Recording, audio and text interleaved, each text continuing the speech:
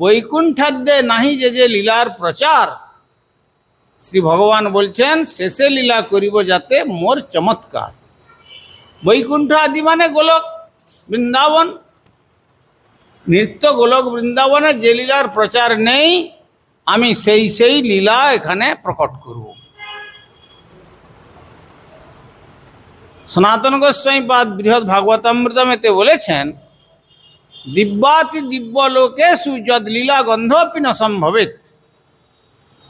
দিব্যাতি দিব্যলোকেষু, যত দিব্যলোক বিরাজার পরপার থেকে আরম্ভ করে গোলক বৃন্দাবন পর্যন্ত যে লীলার গন্ধ পর্যন্ত প্রকাশিত হওয়া সম্ভব নয়, কেবলমাত্র সেখানে ভাব রয়েছে, আর সেই ভাব এই শ্রীধাম বৃন্দাবনে মূর্ত হয়ে শ্রী ভগবানকে আনন্দ দান করছেন।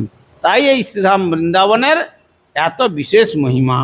যেমন শ্রীধাম বৃন্দাবনের মহিমা, তেমনি আমাদের স্বয়ং শ্রীকৃষ্ণ যখন রাধা ভাব বিভাবিত হয়ে ঔদার্য রসঘন মূরতি রূপে শ্রীকৃষ্ণ চৈতন্য রূপে আবির্ভূত হয়েছিলেন এই নবদ্বীপ ধামে, এই শ্রী নবদ্বীপ ধামেও এই পৃথিবীর গরিমা আরো বিশেষ রূপে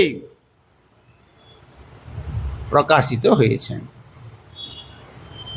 কেন না, বিশেষ ভাব তিনি এখানে আবির্ভূত হয়ে আসমুদ্র হিমাচল সকলকেই সেই ভাবেতে প্লাবিত করে এরপরে বললেন, আমার নিজজনরা এসে তারা পৃথিবীতে আছে যত নগরতি গ্রাম সর্বত্র আমার এই আদেশ, আমার এই নাম প্রচার করে পৃথিবীর মানব বা জীবকুলকে সকলকে উদ্ধার করবেন এই অবিদ্যার বন্ধন থেকে।